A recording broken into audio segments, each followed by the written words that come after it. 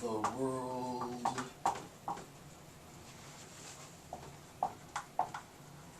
then becomes worthless, it becomes valueless, it becomes meaningless, which causes us to seek new values. In 32, he says this again. He says, second paragraph, note 32, page 22 of the Kaufman translation. He says, in some, actually I'll read the whole paragraph, and actually the third paragraph.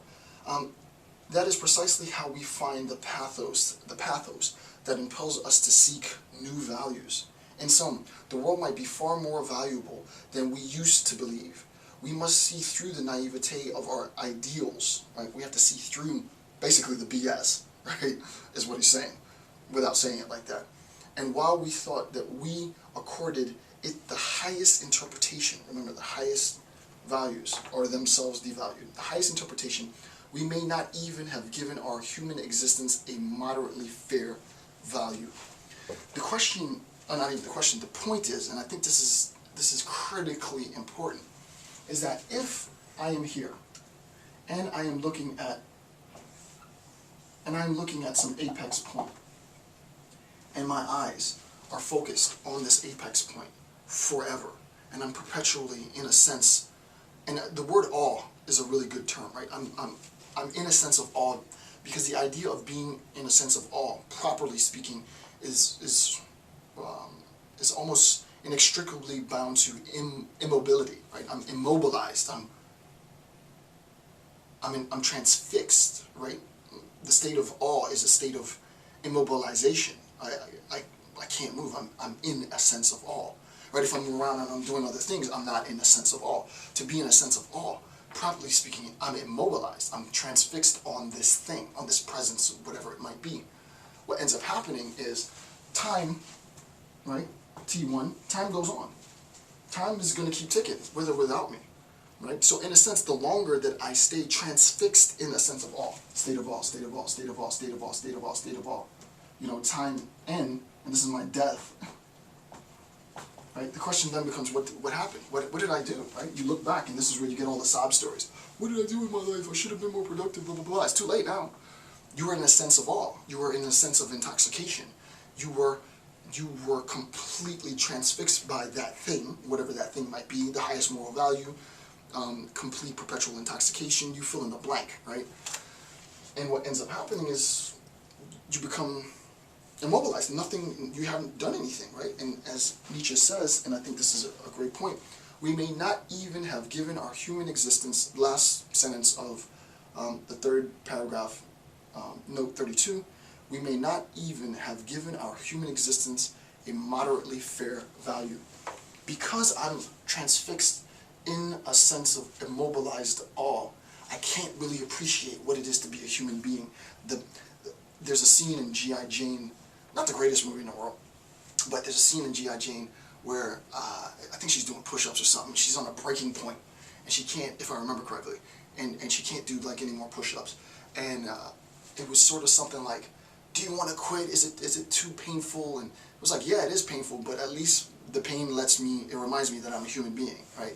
It's you lose that in a state of awe. You lose that sense because you're so focused on whatever it is. It might even be the pain that you forget the beauty, the possibility, the potential that exists within us all, right? To be whatever it is we want to be, right? So that you don't live your life to the max because you're always deferring to this awe. You're always deferring to tomorrow, so that today becomes valueless, right? It becomes worthless. It becomes meaningless.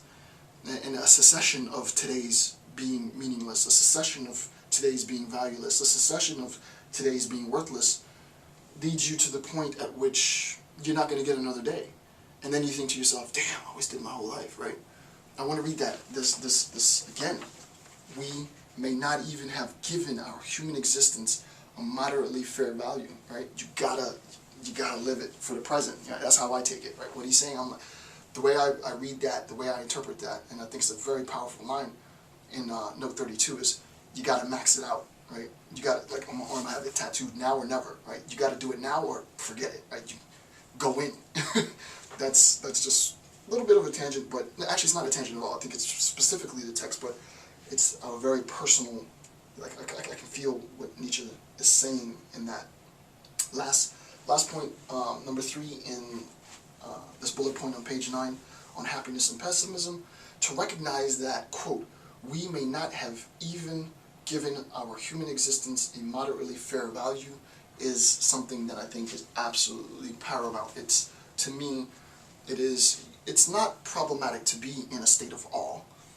It is not problematic, I don't want to jump the gun, but it's not problematic to necessarily have goals or values, right? He's not saying that. But to have such high values that the values put you, they demand, they cast this thou shalt, thou will, they cast this judgment to where you are immobilized for the entirety of what is your very brief human existence, is you're doing yourself a disservice. It's not me doing it, it's not anybody else doing it, it's you doing it to yourself. You have done a disservice to your life because you can't, according to Nietzsche, have any type of moderately fair attribution of value to your own life, right? You undermine yourself. And in a couple of seconds, we're actually going to talk about this idea of sort of underachievers and mediocrity, right? How does this relate? So that ties in a second. I think, that line in note 32 is absolutely important. Highlight it, underline it, put a star by it. Okay. So with respect to the notion of pessimism then, we're going to look at some of the causes. So 4 causes.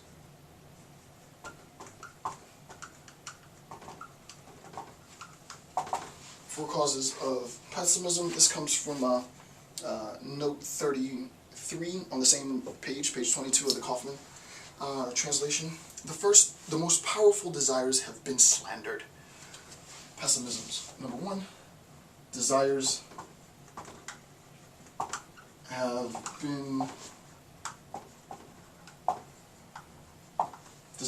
been slandered. Right? I posit the highest value, for example, and now I'm going to give you some concrete examples. I posit the highest value of altruism, let's say. It's a good thing to have. You want to be altruistic. As I said before, I've done this before. Altruism.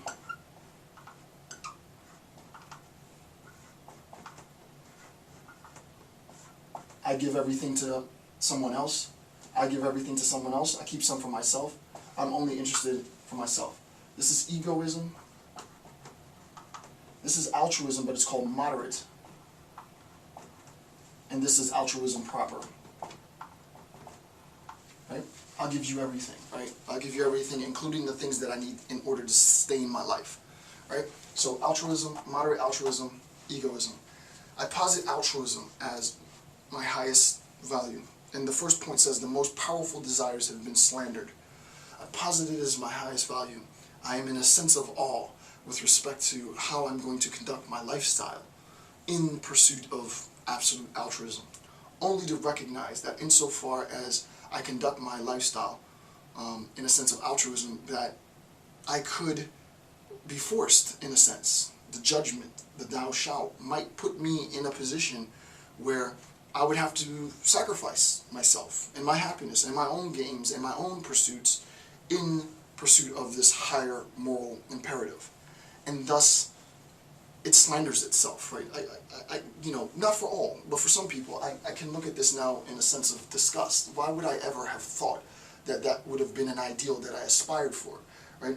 My desire to be altruistic, absolutely, in this world results in a sense that I can no longer value my own existence, that I am merely a cog in the machine. I'm a means to some other end, right? And that might, and it probably will, for the vast majority of people, which is why there are so absolutely few identified altruists. You can probably count them on, 2 hands, like bona fide altruists. There's very few people that